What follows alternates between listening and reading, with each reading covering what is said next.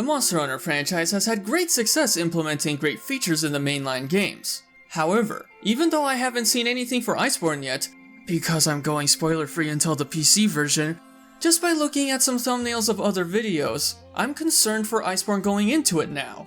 But that got me thinking, what if the next Monster Hunter game exclusive to the Nintendo Switch suffers problems that may affect the franchise as a whole?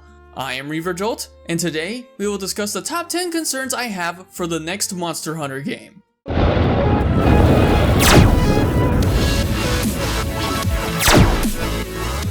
Real quick before we get started, even if these listed concerns become a reality, I'll still enjoy the next game provided it's not locked by the number one concern. Keep watching to find out what I mean by that. I also want to mention that it's gonna be a while before Iceborne releases on PC, so please no spoilers in the comments. I also have a Twitter account where I keep you guys up to date on my latest videos before I post them. With all that out of the way, let's get into the list.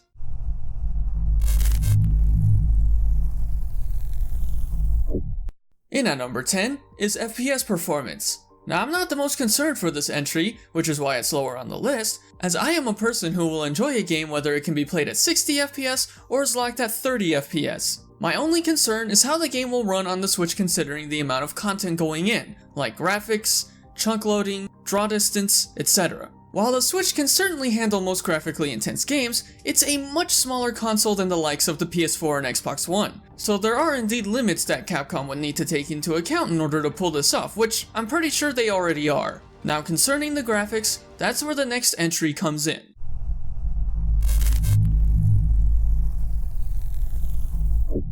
In at number 9, we have more graphics means less content.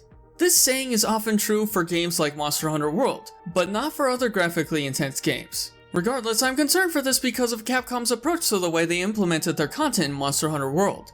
Two big examples are the lack of good weapon designs and the endgame. It comes as no surprise that the weapon designs in the game feel incomplete, but yet some weapons do get complete designs. And when it comes to endgame content, all we're given is decoration RNG, tempered/arc-tempered monsters, augmenting, and finding ways to take down Behemoth and Ancient Leshen. A majority of this endgame content is just farming decorations from tempered monsters, which are just glossier and stronger versions of their normal counterparts. Overall, they just make the game feel like there could have been so much more. While Generations Ultimate on the other hand may not have the best graphics considering it's a 3DS ported game, it more than makes up for that with a huge amount of content. With deviant monsters and an even larger pool of monsters, there's plenty of content to go around. Not to mention, every single weapon has a unique design.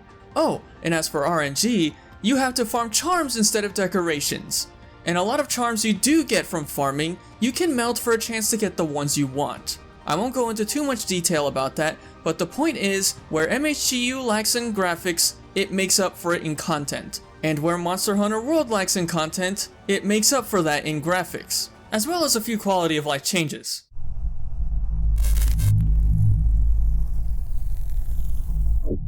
In at number 8 is monsters being originally implemented that end up not making it. This one is here because of the one monster that every 3rd gen fan wants to return, Lagiacrus. This was a monster that indeed was being made for Monster Hunter World, but sadly due to some difficulties on the developer's end, it never made the cut. My concern is that some monsters we all know and love from previous games won't make the cut for the next one. I can probably think of 10 that most likely won't make it, but that deserves its own video. This is only a problem because flagship monsters tend to be a big deal. Many would believe all monsters shown in the 15th anniversary image should have been in Iceborne, when most of them didn't make it. Another example is Glavenus being in Iceborne without the other 3 members of the Fated 4. I still to this day have a bone to pick with this one because Astalos, Gameth, and Mizutsune are considered flagships. Besides, Gameth at the very least would have been a perfect fit for Iceborne. Realistically speaking, the next Monster Hunter game will add some but not all monsters because brand new monsters always take the stage, which makes sense.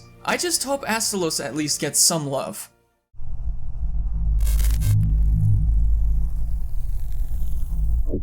In at number 7 is weapon balancing. This is one that became a problem once again in Monster Hunter World. I did mention this in another video, but I do need to mention it again. In previous games, it didn't matter what weapon type you chose. You could do massive damage with whatever weapon you wanted. But in World, some weapons got nerfed and have become a little bit unusable. We also have the metagame to blame for this one. Things like the Insect Glaive only doing the most damage on the ground when it was designed for the air is pretty ridiculous. And the Charge Blade having the addition of a charged shield not going away after a super amped elemental discharge is a little overpowered. This is coming from a Charge Blade main, mind you. Anyway, point being, I hope weapon balancing won't be an issue in the next game.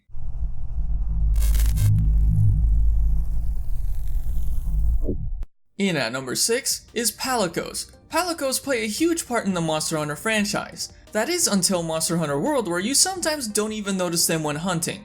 The problem with Palicos in Monster Hunter World is the fact that there isn't much to do with them. You can't have a second Palico on your team, there's no Prowler mode, and you can't scout any more Palicos for hire. These are all features that are present in previous games and should make a return for sure.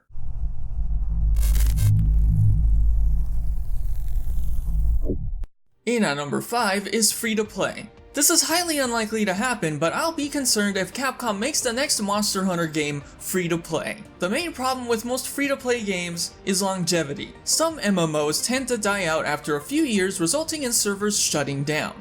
In fact, recently the Monster Hunter Frontier dev team announced that they will be shutting down their servers. Not sure if the Frontier games are free-to-play, but this is a big example.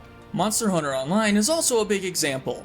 It's a free-to-play title exclusive to China, and it's closing its servers too from what I hear. The other problem with going free-to-play is microtransactions. Depending on how the dev teams use this is unique to them.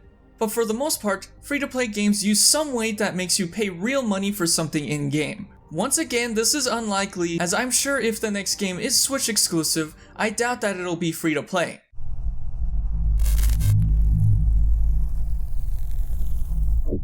In at number 4 is big features being removed. The only reason I'm concerned for this is because of the Pokemon Sword and Shield National Dex controversy.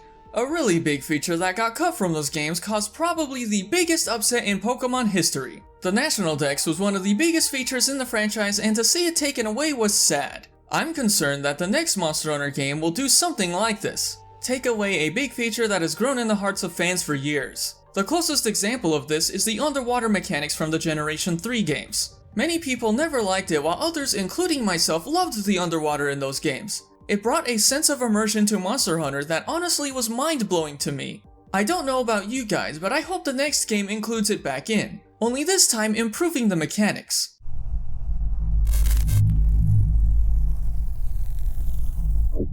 In at number 3 is weapon designs. This entry correlates to the 9th entry on this list. At this point, it comes as no surprise at all that the weapon designs in Monster Hunter World are pretty bad. This didn't sit well with the fans, and as a result, fans have been asking to have them all redesigned. I don't know what the status of the weapon designs in Iceborne are, and would prefer to find out myself, but I do know that if the designs are still lackluster, fans are still very disappointed.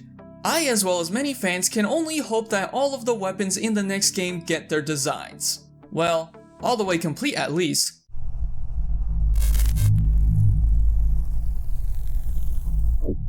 In at number 2 is power creep or endgame. In addition to the lackluster endgame of Monster Hunter World, power creep is a result of it. In case you don't know, power creep is the gradual unbalancing of a game due to successive releases of new content. In other words, people find something overpowered in any new thing that comes out, and that becomes the meta.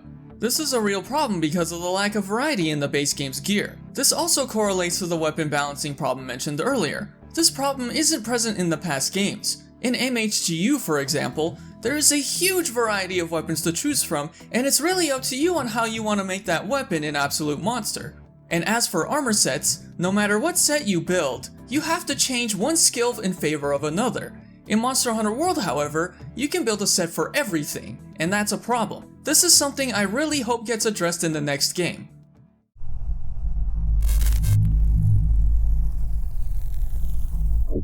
And the number 1 biggest concern I have for the next Monster Hunter game is if it releases as a country exclusive game. If you guys know where I'm going with this, I'm talking about the next game potentially being exclusively available in Japan or China. Now, I'm not talking about these games releasing in Japan first and then releasing worldwide. Oh no. I'm talking about these games that only release in those countries and never release anywhere else. The biggest example of this are these games right here. Many of you watching may not know that these games actually exist. That's because they never released outside of the countries they were made in. All of these games listed are only exclusive to Japan. Only one of these games is exclusive anywhere else, and that's Monster Hunter Online. I remember when this game was first announced, and it was a sad day when I heard it was never going to release worldwide. As for the Frontier series, they did release in Taiwan, but that's one other country. It still means those games never released worldwide. Now, I really hope the next Monster Hunter game releases worldwide. It would be a sad day if it didn't. Thank you very much for watching.